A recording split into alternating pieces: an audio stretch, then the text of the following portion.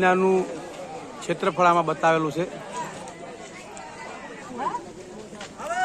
આ ઝીણા બાવાથી તો જગત આખું પરિચિત છે, પણ ગિરનારની જે ભૂમિ છે એ દેવભૂમિ કીધી છે। અહીંયા 33 કોટી દેવતા, 9 નાથ, 84, 52, 64 જોગણી એના બેસણા છે। તો આની પરિક્રમા વર્ષમાં કરવી જ જોઈએ। આ તમે જોઈ શકો તો યંગ જનરેશન, બધા ભણેલ ગણેલ એજ્યુકેશનવાળા લોકો પણ અહીંયા પરિક્રમા કરે છે। અને સાધુ સંતોના હમણાં દર્શન થયા, સાધુએ આશીર્વાદ આપ્યા, ત્યારબાદ ભજનનો લાવો લીધો। હમણાં ઝીણા બાવાની મઢી જાતા પહેલા સાધુ સંતોની ત્યાં ભજન કીર્તન કર્યા, અને ભજન દ્વારા સંકેતો મળે છે। આપણે ભજન સમજાઈ જાય તો જીવન સાર્થક થઈ જાય। ને એમાંય પણ આ ગિરનારની ભૂમિ ઉપર ભજનનો લાવો દત્ત મહારાજની કૃપા હોય તો જ શક્ય બને। અને અલૌકિક દિવ્ય સાધુના દર્શન થયા, એમાં આપણી પોતાની જે તપ શક્તિ હોય એ પ્રમાણે સમજાય। બાકી તો અમૃત જે છે એ અમૃત જ કહેવાય, પાત્ર જે હોય એ પતાવી શકે। તો આ ગિરનારની લીલી પરિક્રમા અને ભજનનો ભાવ, ભજન 5મો વેદ કીધો છે શાસ્ત્રમાં, કારણ કે વેદ પછીની વાણી ભજન તમને સમજાવી દે, નાની વાતમાં ઘણું જ્ઞાન આપી દે। તો આવો લાવો જીવનમાં મને મળ્યો તો મારા વિડીયો દ્વારા તમે બધા જરૂરથી લેજો।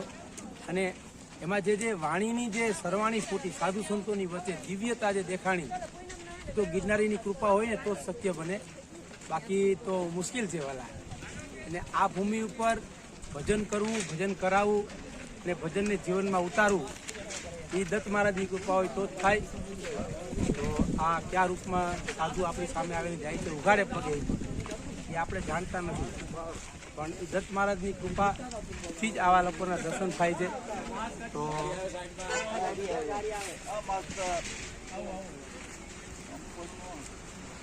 ટૂંક સમયમાં ઝીણા બાવાની મઢી આવશે, અને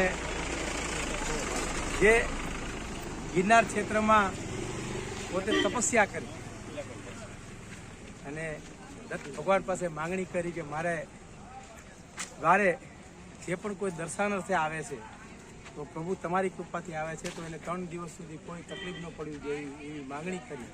દત્ત મહારાજનું વચન છે કે જે ગિરનાર ઉપર તપસ્યા કરે એને દત્ત 100% આપે છે। કોઈ પણ ધરતીમાં, કોઈ પણ છેડામાં પણ જ્યાં ભગવાનનું સ્થાન હોય ને એનો મહિમા અનેરો હોય છે।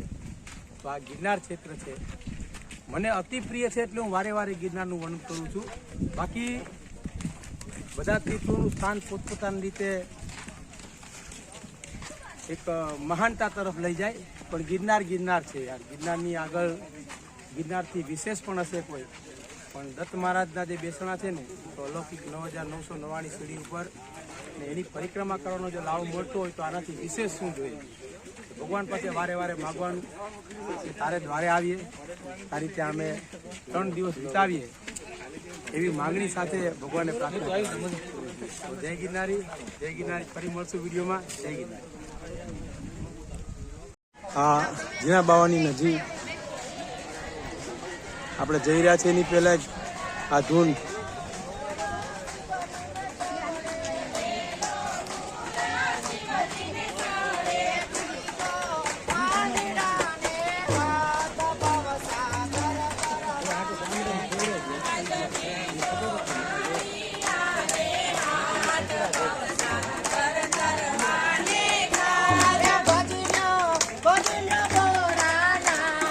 વાત છે।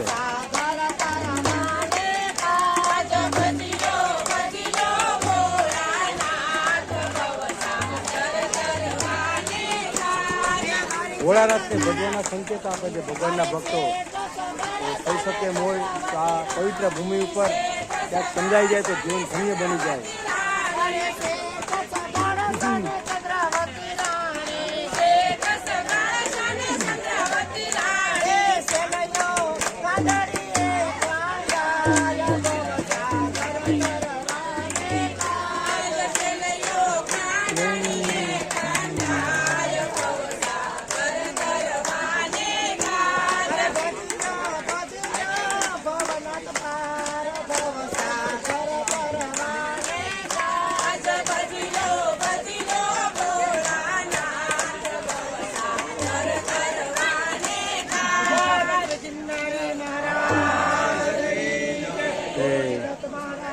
મહારાજ કી જય, ધર્મ કી જય, સનાતન ધર્મની જય, ભારત માતાની જય.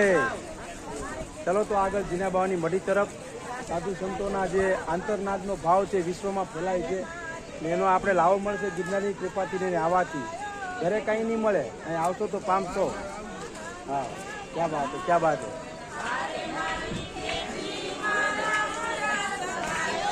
હા, क्या बात है, क्या बात है.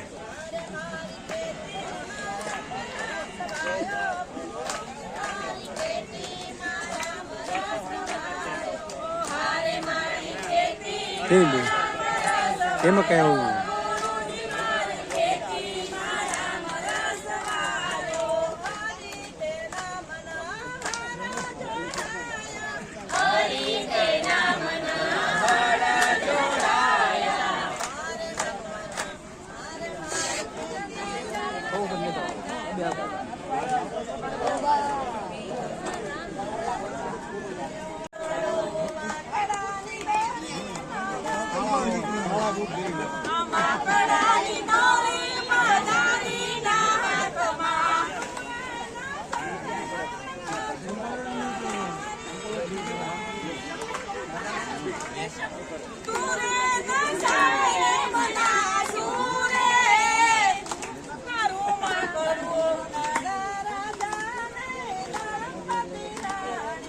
નળ રાજા ને દંપતી રાણી.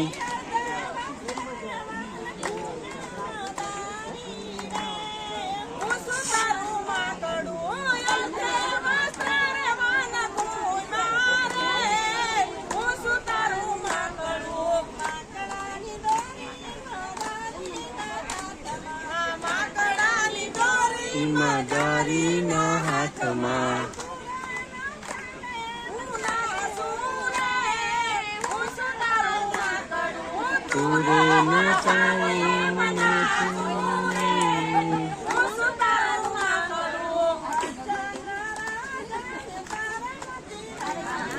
હરિચંદ્ર રાજા ને તારામતી રાણી. આ ભગવાનના ભક્તો ભગવાનને મદારી બનાવીને પોતે માકડું બનવા તૈયાર છે. જો ભગવાન નાથ નચાવતા હોય તો એવી અલૌકિક દિવ્ય વાણી આપણે સાંભળી. આ ગિરનારીની કૃપા હોય તો શક્ય બને, બાકી ન બને. ભગવાનને મદારી બનાવી નાખે અને પોતે માકડું બની ગયા. માકડું તો આપણે બનવું જોઈએ તો ભગવાન મદારી બને. એવા સંકેતો સાથે આ ભજનનો લાવો મળ્યો તો આ એની કૃપા સિવાય અશક્ય છે.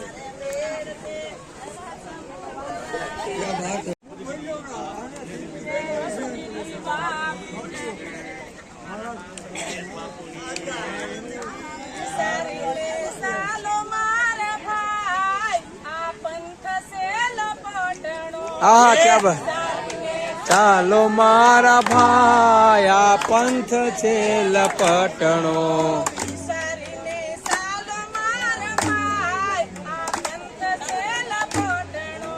વિચારીને ચાલો મારા ભાઈ, આ પંથ છે લપટણો.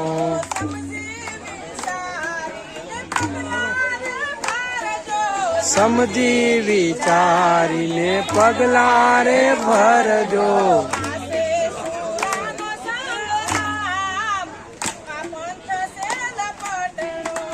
આસે સુરાનો સંગ્રામ, પંથ છે લપટણો. આજે સુરવીરની વાત કરે છે, યુદ્ધના સુરવીર નહીં પણ સુરવીરની જીગર ભગવાનની ભક્તિની હોય છે ત્યારે સુરવીર નામ આપવામાં આવે છે. ઊંચી કક્ષા હોય છે સુરવીરની ભક્તિ માર્ગમાં. આ માર્ગ બતાવે છે સુરવીરને ભક્તિ કરવી તો કેટલી તકલીફ પડે છે, કાંટાની કેરી આવે છે.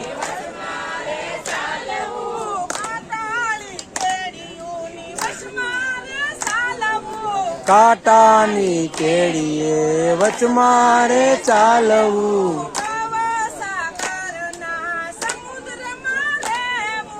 ભવ સાગરના સમુદ્રમાં રહેવું.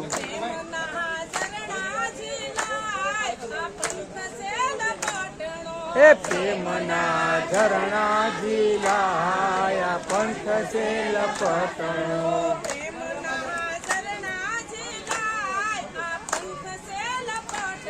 આ પ્રેમના ઝરણા ઝીલાયા પંથ છે લપટણો આ સંતોના સંગની મીઠી છે વીરડી આ સંતોના સંગની મીઠી છે વીરડી નિર્મળતા આપે છે શોભાની ખીલડી. તમારો જંગલમાં શું કોઈ અવાજ આવતો નહીં? એ આત્મદ્રષ્ટિનો ઉદ્ધાર આ પંથ છે લપટણો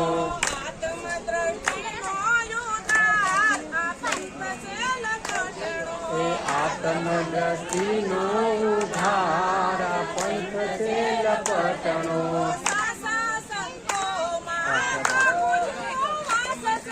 સાચા સંતોમાં પ્રભુજીનો વાસ છે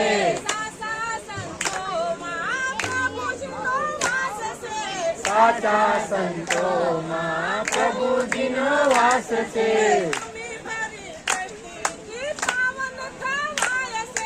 અમી ભરી દ્રષ્ટિથી પાવન થવાય છે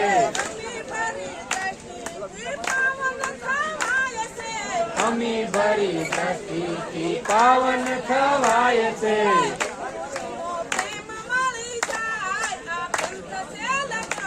એ ગુરુજીનો પ્રેમ મળી જાય આ પંથ છે લપટણો પકડે કે થોડા મોયા મોયા મેજીરા વગર પેલા કીધું હોત તો વડું બોલે કે મારી પાસે મંજીરા છે મંજીરા વગર હા આ બેઠો નહીં નહીં સાગરમાં જીવ ફૂલો રે પાડ્યો અહીંયા આવતા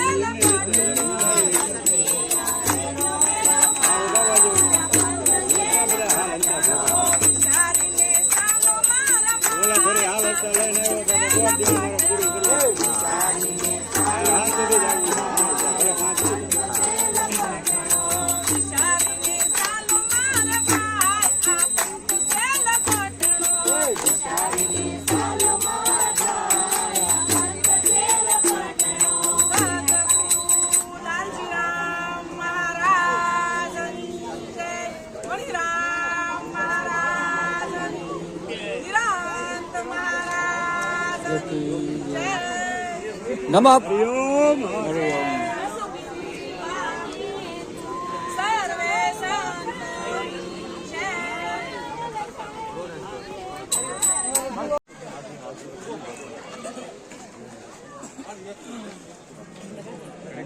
મારો પાર્લે છું ભગવાન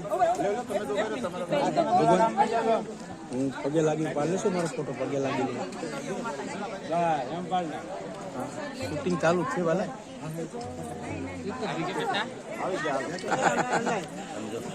સાચી વાત છે મારા હોય ને ઈશ્વરનું રૂપ છે મારા હોય ને એને હું કહીએ હા તો હેડીને જવાનું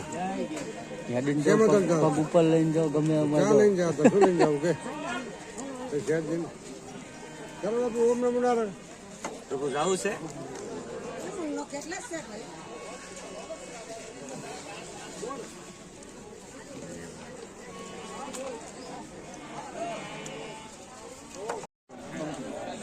ગિરનારી મહારાજની કૃપા હોય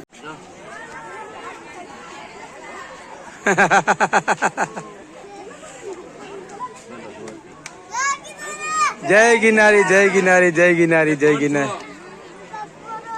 વાહ વાહ મહારાજ વાહ વાહ ક્યા બાત હે તમારું નામ શું છે હર્ષિતપુરી બાપુ વાહ બાપુ વાહ તમે કોણ છો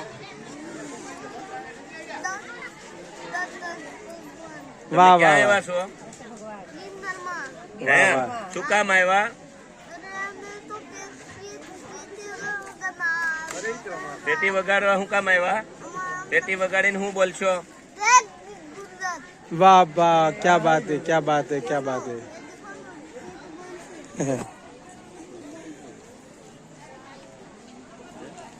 ખોલી નાખીએ બાપુ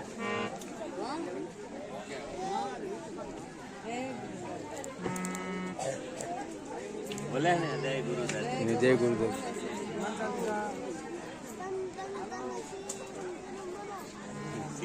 શ્રી રામ શ્રી રામ વાહ વાહ રામના સંકેત આપે જ ગુરુદત્ત કહેવાય ભાઈ નહીં આવે આના હે ઉભાનું પર વાહ વાહ વાહ વાહ નહીં આવે એલફેલ શબ્દ નહીં આવે વાહ વાહ વાહ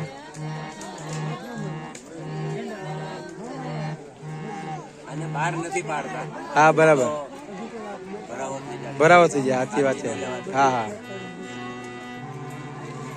બીમાર પડી જાય સાચી વાત છે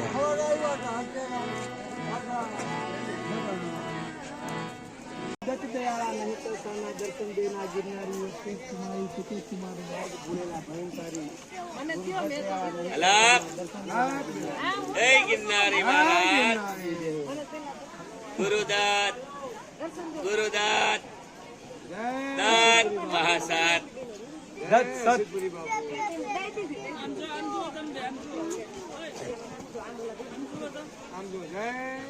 બાપુ દત્ત મહારાજના સાક્ષાત દર્શન કરાવી દીધા એવો ખાસ હૃદયની અંદર કરાવી દીધો આ કોઈ વખાણ કરવા માટેની વાત નથી પણ અનુભવની વાત છે અનુભવ તો અનુભવથી જ આવે સંતોની કૃપાથી આવે લોકોને જે સમજવું સમજો કે મને દત્તના દર્શન આજે ત્યાં આવા મહાપુરુષો જે પોતાનું અસ્તિત્વ પોતાની અંદર રાખીને આપણે કંઈક સંકેત આપે છે જો સમજી જાય તો ઉદ્ધાર થઈ જાય એની કૃપાથી કોઈ શબ્દોની કૃપાથી ને